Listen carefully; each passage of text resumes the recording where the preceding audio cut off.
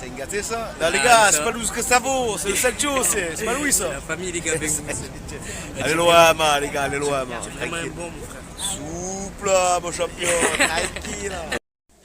Meilleure chaîne YouTube 2024 à suivre les gars. Touche pas à mon stade et touche pas à mon sahab, surtout les gars. Voilà, ciao, bon. Ma mère, la relève hein. Ouais. Pour C'est l'OM. bon, les gars, voilà. Vitigny, on n'en peut plus de Vitigny. Vitigny nul, je vous nique.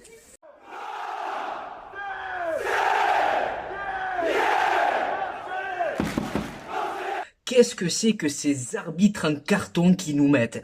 Qu'est-ce que c'est que ces guignols qui sont désignés pour arbitrer un match aussi important que celui-ci? Le Classico, OM Paris Saint-Germain, et tu te retrouves une main devant et une main derrière parce que tu as un arbitre qui est pas à la hauteur de l'affiche.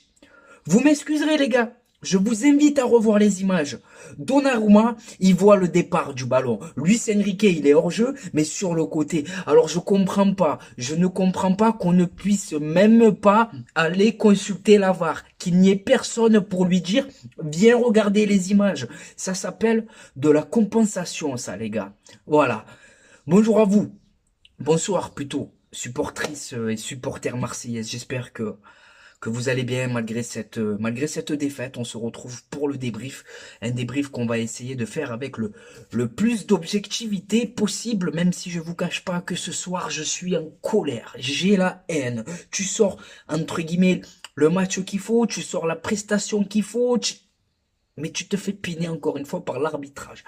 Avant de commencer, c'est bien de préciser que la première partie du débrief sur la première mi-temps, elle a été faite à chaud après la fin de la première mi-temps. Donc j'y croyais, j'étais chaud et malheureusement voilà. Avant qu'on attaque, bombardé de pouces bleus, la barre des pouces bleus, voilà. Dans l'espace commentaire, mettez-moi vos tops et ce que vous avez pensé de la rencontre. Et pour ceux qui vont me découvrir à travers cette vidéo, n'hésitez pas à vous abonner. C'est parti les amis pour le débrief de ce Classico. Donc avant de commencer, énorme, mille merci plutôt aux supporters marseillais. Gagné, Jambouin, virage sud, virage nord. Ils auront mis une ambiance exceptionnelle ce soir. Voilà. Et je pense que là, que cette équipe du Paris Saint-Germain, elle a été aussi perturbée par l'atmosphère qui peut s'y dégager parce que, honnêtement les gars, le Vélodrome, c'est vraiment une expérience à part entière. Pour parler ballon, ben écoutez, il s'est passé plusieurs choses durant cette première mi-temps. Tout d'abord, 30 premières minutes où on a été impressionnant. On a défendu en équipe, on a pressé en équipe, on a joué juste techniquement, notamment pour ressortir le ballon, ce qui fait que cette ressortie de balle nous a permis d'aller nous procurer des situations, des occasions, certaines plus dangereuses que d'autres, et je pense à cette frappe de Jordan Verretou qui s'écrase sur le poteau. Honnêtement, je l'ai vu dedans, j'ai crié, puis je me dis non, putain. Et ensuite, après toujours durant cette première demi-heure, je trouve que défensivement, là aussi, on a été bon.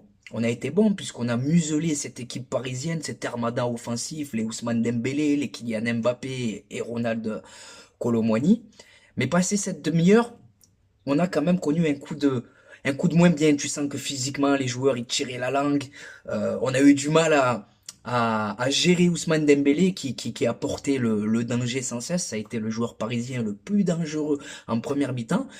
Et vient ce fait de match. Le tournant. L'expulsion de Beraldo. Alors, pour son premier classico, il a été servi en termes d'ambiance, en termes d'émotion avec cette expulsion. Et je préfère être cash, je préfère éteindre la polémique. Il y a rouge, c'est mérité et ça ne se conteste même pas. Alors au départ, bien sûr qu'on est sur un duel épaule contre épaule. Mais à partir du moment où Aubameyang, il réussit à toucher le ballon en premier et donc avec sa poussée de balle, il réussit à faire la différence. Beraldo, il était dans une autre intention. Son intention, c'était de casser l'action. C'était de faire tomber Aubameyang. Donc, son intention, elle mérite le rouge. Et encore, l'arbitre, il a même pas voulu le siffler. Il a été rappelé par son assistant qui lui dit que c'est pas Hernandez. Et ensuite, on a la VAR qui vient le rappeler à l'ordre et qui lui dit, il y a faute. Donc, c'est mérité. Voilà. Hein? Et nous, en tant que Marseillais, les erreurs d'arbitrage, on les a connues. Je pense à cette expulsion de Pape Gueye au Parc des Princes pour une faute imaginaire et à ce but injustement refusé à Thauvin. Donc voilà. Cette expulsion, tu sens que elle a redonné des jambes à nos joueurs, puisque derrière, voilà, on a retrouvé l'énergie pour bien terminer la première période. Mais malheureusement, il nous a manqué cette petite touche de réalisme, notamment dans les 30 derniers mètres où on a été maladroit dans la dernière passe ou dans le dernier geste. Et la deuxième mi-temps, les gars, ben écoutez, déjà, il y a un gros tournant. Elle démarre de la plus mauvaise des manières possibles avec cette blessure de Chancel Mbemba, l'énième, comme si une malédiction nous avait frappé. Voilà, on paye jusqu'au bout la mauvaise préparation estivale avec Marcelino. Va y avoir Benfica, va y avoir d'autres échéances importantes à venir. Donc cette blessure, ça va être un nouveau casse-tête pour nous et pour Jean-Louis Gasset. Preuve de l'importance de Chancel Mbemba, quelques secondes, même pas après sa sortie, donc l'entrée de Samuel Gigot, on prend un but. Voilà, but de notre ami Vitinha. Alors l'action, elle vient pas du côté de Chancel Mbemba, mais de Balerdi qui s'est jeté et qui a laissé un boulevard derrière lui. Mais tu sens qu'en deuxième mi-temps, en fait, on avait tout donné durant les 45 premières minutes. Voilà, j'ai senti nos joueurs empruntés physiquement et incapables de reproduire avec la même intensité ce qu'on a fait en première mi-temps, ce qu'on a fait de très bien. Donc voilà, pour résumer la deuxième mi-temps, voilà, je suis dégoûté les gars, je suis vraiment abattu. Donc tu prends ce but, tu retrouves les ressources pour revenir au score, pour égaliser un but injustement refusé. Tu sens que par séquence, le Paris Saint-Germain, ils avaient la maîtrise de la rencontre parce que voilà, techniquement, cette équipe, elle est au-dessus de la nôtre. On va pas se mentir, mais par d'autres séquences, on les a aussi mis en énorme difficulté. Mais encore une fois, il nous a manqué de réalisme, il nous a manqué cette petite réussite qui nous a fui. Voilà, mais en tout cas, j'ai rien à reprocher aux joueurs. Il y a juste quelque chose qui me fait chier, c'est qu'on perde cette invincibilité. Enfin, que le Paris Saint-Germain mette fin à cette invincibilité. On était invaincus depuis le début de la saison. Ça me fait chier que ce soit eux qui mettent fin à cette incroyable série. Ensuite, et je vais vous dire pourquoi je suis pour la vente de l'OM, les gars. Depuis 2011, on n'a pas gagné un seul Classico à domicile. Depuis 2017, les gars. Donc ça va faire 7 ans, hein. On n'a pas marqué le moindre but face au Paris Saint-Germain au Vélodrome. En championnat, je pas. Donc c'est beaucoup trop le compte de son père. On parle du Paris Saint-Germain, c'est pas le Real de Madrid. Donc pour toutes ces raisons, moi je suis pour la vente de l'OM. Même pas pour les Saoudiens qui viennent, qui nous fassent gagner la Ligue des Champions. Non, non. Juste un propriétaire, au moins, qui est capable de mettre une équipe en place sur la durée, qui est capable de rivaliser avec les meilleures équipes de notre championnat. Donc voilà pour cette petite parenthèse. Maintenant, on va passer au top et au flop de la rencontre. En flop, bien évidemment, l'arbitrage. Hein, l'arbitrage, voilà, nul à chier. Ensuite, je vais mettre le public parisien en flop parce que j'en ai envie. Je vais mettre le Parc des Princes aussi, le Parc des Princesses.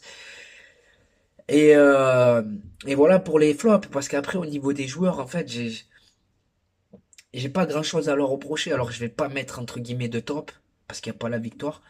Mais il y a des joueurs qui ont marqué plus de points que d'autres. Alors, on va commencer par Paul Lopez. Alors, j'ai pas vu le deuxième but parisien. Je viens d'abord la notification que, voilà, ils ont marqué, Ramos. Voilà. Donc, Paul Lopez, je vais lui mettre la note de 6 sur 10. Balerdi réalisait plutôt un bon match, mais je pense qu'il aurait pas dû se jeter sur le but de Vitinha. Enfin, avant sur l'action qui amène ce but. Donc Vitinha, Balerdi, allez, je vais lui mettre 6, j'ai pas envie de le tuer. Mbemba, on était sur un bon 6,5. Et ensuite, Quentin Merlin. Quentin Merlin, il a fait un bon match, donc je vais lui mettre un 7 malgré la défaite, je m'en fous. Voilà, parce que ce soir, on n'a pas été aidé par l'arbitrage. De l'autre côté, Ulysse Garcia, ben écoutez, dans un poste qui est pas le sien, il nous a quand même montré que il pouvait faire le job. Et face au Paris Saint-Germain, alors même si sa qualité de centre, c'est pas évident de revenir tout le temps sur son pied gauche, mais je trouve qu'il a pas été catastrophique. Voilà, donc je vais lui mettre 6 sur 10. Kondogbia Veretout, Ben écoutez, ce duo, je pense que c'est les deux joueurs qui nous ont permis de dominer le Paris Saint-Germain en première mi-temps durant trois quarts de cet acte. Les trois quarts du temps de cet acte, voilà. Kondogbia, je vais lui mettre la note de 6,5. Veretout, je vais lui mettre la note de 7/10. Ça aurait pu être plus sans ce but injustement refusé. Voilà. Mais en tout cas, ces deux joueurs, ils sont indispensables dans l'entrejeu et pour l'équilibre de l'équipe. Ensuite, que j'oublie personne, nous avons Emin Harit. Alors Emin Harit, ce qui est frustrant avec lui, c'est que même dans un match comme ça, tu sens qu'il est capable de briller, mais par courte séquence. Il y a des moments dans le match où tu le vois pas, et il y a des moments où le mec il se réveille pendant 10-15 minutes, ça va être le leader de cette équipe, ça va passer par lui toutes les offensifs, et il y a d'autres moments dans la rencontre où c'est plus compliqué pour lui physiquement. Je pense que c'est des blessures voilà, qu'il a eu face à Monaco, où il aura vraiment du mal à s'en remettre jusqu'à la fin de sa carrière.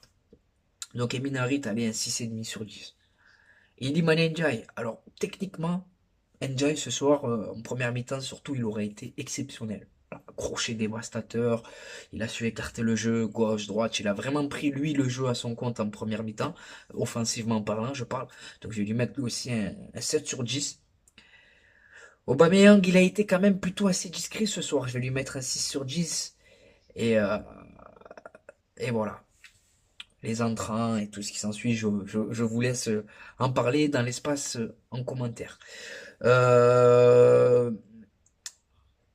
j'ai évoqué tout ce que je voulais dire, hein, voilà, tous les sujets, tout ce dont je voulais parler. Kylian Mbappé, voilà, tu l'as pas tellement vu. La preuve que qu'on a bien su le museler. Et donc voilà. Alors maintenant, je vous explique le programme. Changement de tenue, changement de programme, entre guillemets, de décor plutôt. Et on va passer à l'instant réseaux sociaux. Je vais vous donner tous mes réseaux sociaux, mais aussi un bon plan maillot. Voilà, si toi aussi tu veux ce magnifique maillot d'avant-match, pour 26 €, il y a le short en plus. Je vais te donner le bon plan. Mais ça passe sur Snapchat, ça se passe sur Snapchat. Donc reste jusqu'à la fin de cette vidéo, il y a aussi le vlog face au M Bayer Leverkusen. Donc voilà, je perds mes mots, désolé. Je vous remercie d'avoir visionné cette vidéo jusqu'à la fin. Je vous souhaite de passer une bonne fin de journée ou une bonne fin de soirée selon le moment où vous visionnez cette vidéo. Et n'oubliez pas les amis, notre virus à nous, c'est loin. Ciao la Sarah. Donc voilà concernant la vente de l'OM. Il y a des discussions, mais on verra où elles iront. Bon, maintenant on va passer à l'instant réseaux sociaux. Alors je vais vous donner mes réseaux sociaux, mais je vais également vous parler de mon partenaire bjrfoot.com. Alors bjrfoot.com, tu connais pas, c'est normal, c'est une nouvelle boutique en ligne et ils m'ont approché pour faire la promotion de leur site. Je tiens à le préciser, je ne mange aucun argent. La seule chose à laquelle j'ai droit, c'est des maillots. 4 par mois. Donc ils ont tout les amis. Moi je me suis fait plaisir. J'ai pris ce maillot d'avant-match. Donc 26 €. Tu as le short avec. Non seulement c'est à 26 €, mais en plus de ça, tu as le code promo TPAMS pour bénéficier d'une réduction de 10%. Voilà. Donc 26 € moins 10%, c'est toujours de l'argent d'économiser. Ensuite, j'ai celui-là. J'en ai plein, les gars. J'en ai vraiment plein des maillots. J'en ai plein des survêtements aussi. Mais là, j'en ai choisi juste quelques-uns. Celui-ci de cette saison. Donc 26 € le maillot, encore une fois, je le répète. Il y a même les anciens maillots, les gars. Voilà. Il est magnifique celui-là. Ensuite, j'ai également celui-là. Bon, lui, il faisait froid, donc je l'ai mis avec un petit pull. Mais lui, c'est celui qui ressort le mieux. C'est mon préféré, lui, les gars. Alors, c'est pas forcément en couleur de l'OM, hein, mais c'est mon préféré. Alors, sachez qu'il n'y a pas que l'OM. Même si c'est ce qui nous intéresse, il y a tous les championnats du monde. Il y a toutes les sélections nationales, il y a tous les maillots de l'époque, il y a aussi des ensembles de survêtements, il y a les tenues d'entraînement, les vestes, il y a tout les gars, il y a même pour les enfants, donc allez vous faire plaisir. Le code promo TPAMS pour bénéficier d'une réduction de 10%, et eux de leur côté ils jouent le jeu. Au bout de 60 € d'achat, ils t'offrent un maillot, au bout de 99 € d'achat, ils t'offrent 2 maillots, et au bout de 149 € d'achat, ils t'offrent 3 maillots. Mais pour avoir ces maillots gratuits, tu les mets pas dans le panier, sinon tu vas les payer et après tu vas venir me casser les bonbons et je me suis fait arnaquer, pas je me suis fait arnaquer. Non, pour obtenir ces maillots gratuits, en fait, une fois que tu as fini de payer, c'est pas une carotte les gars, tu vas voir apparaître annoté. Et dans annoté, tu mets les maillots que tu veux avec la taille qui convient. Mais sachez que les maillots que vous pouvez mettre, dont vous pouvez bénéficier gratuitement, c'est seulement les maillots de cette saison. Peu importe l'équipe, il faut que le maillot il soit de la saison 2023-2024. Donc voilà, c'est assez sympathique de leur côté. Et voilà. Maintenant, mes réseaux sociaux, avant que j'oublie. Donc on a Snapchat. Et je tiens à vous préciser que Snapchat, c'est le réseau où je suis le plus actif. Donc désolé les gars, je suis de retour. J'ai dû libérer de la place parce qu'il n'y avait plus d'espace pour filmer. Donc les gars, mon Snapchat c'est Khalil-6 TPAMS13. Ne t'affole pas, tu vas le voir apparaître là. Donc voilà, je vous partage les infos de l'OM. J'essaie de vous mettre un peu des stories de ma vie sans rentrer dans le privé parce que c'est pas trop mon truc. Il y a Instagram. Sur Snapchat, je réponds à tout le monde. Instagram, j'y suis plus allé depuis un moment, mais je vous le donne quand même parce que c'est important. Voilà, je vais aller refaire un tour pour tous vous répondre. Alors c'est TPAMS13. Ensuite, on a X, Twitter, donc, ils te disent ça, X, frère. Twitter, donc, c'est TPAMS 131313. Et enfin, pour conclure, on a TikTok, où c'est tout, touche pas à mon stade, tout attaché, c'est pour vous, c'est cadeau. Venez m'ajouter, les gars, qu'on parle de l'OM, qu'on parle ballon. Et si tu as besoin de moi pour te remonter le moral, n'hésite pas, frère, je suis là. Donc voilà, les gars. Maintenant, c'est à vous de jouer, les gars. C'est à vous de me dire ce que vous pensez de tout ça, hein. Correa, la vente de l'OM, le sprint final, tout ça, quoi, voilà. Et surtout, voilà, abonnez-vous si c'est pas encore fait, le pouce bleu. Donc voilà, c'est la fin de cette vidéo. Je vous remercie d'avoir visionné cette vidéo jusqu'à la fin. Je te souhaite de passer une bonne journée ou un bon moment. Ouais, un bon moment. Une bonne journée ou une bonne soirée selon le moment où tu visionnes cette vidéo. Et n'oublie pas, l'ami, notre virus à nous, c'est loin. Bon match à la famille.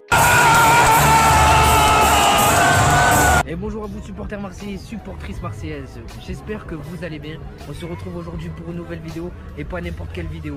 24 heures dans la peau d'un supporter marseillais et comme vous pouvez le voir, aujourd'hui le cadre il est tout simplement magnifique. Bien accompagné en attendant le match explosif qui nous attend de ce soir, Olympique de Marseille, Bayer Leverkusen. Donc au programme les amis, là on se rafraîchit, on s'hydrate bien entendu. Et juste après, direction le Vélodrome pour vous faire vivre l'ambiance exceptionnelle qui nous attend ce soir. Devant le stade Vélodrome, il y a une marée les gars, il y a une marée, c'est impressionnant. Le retour de l'Olympique de Marseille, t'en penses quoi? Allez l'OM les gars, tout simplement. La légende olympienne les amis, monsieur Charles de Bonneau. Et regardez les amis comme il est accueillant, fait la photo avec tout le monde. Hein. Normal. Un mot pour le mercato. Le mercato, pour l'instant, est extraordinaire. On peut faire confiance aux dirigeants. Oui. Ce qu'il y a de certain, c'est qu'il y a d'autres joueurs qui vont arriver. Oh, merci, merci. Et encore merci pour tout ce que tu as pu faire pour l'Olympique de Marseille. C'est normal.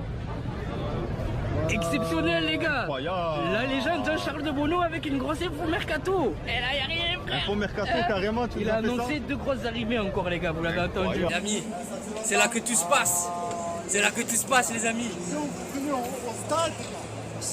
Le Vélodrome. De retour à la maison les gars. Exceptionnel. Exceptionnel. La ferveur du rêve marseillais. Allez, on ratapour.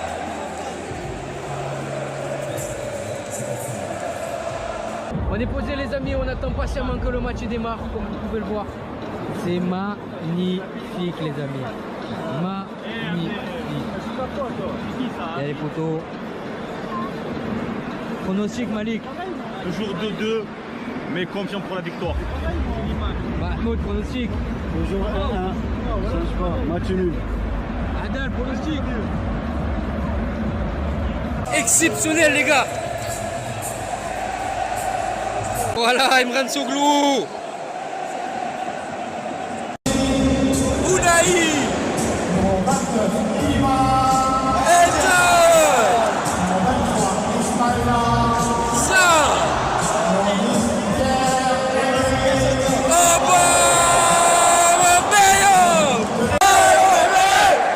Tu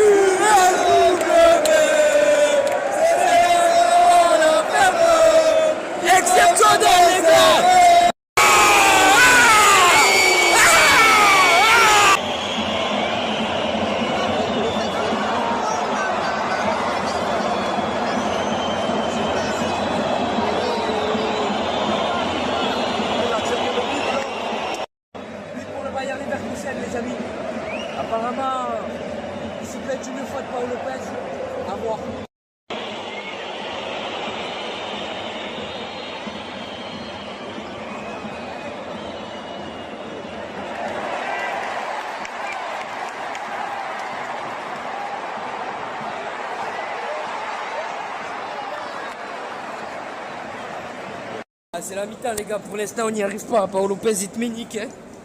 Paul Lopez, il te met nique. Défensivement, c'est fragile. Offensivement, bon, il y a 2-3 choses intéressantes.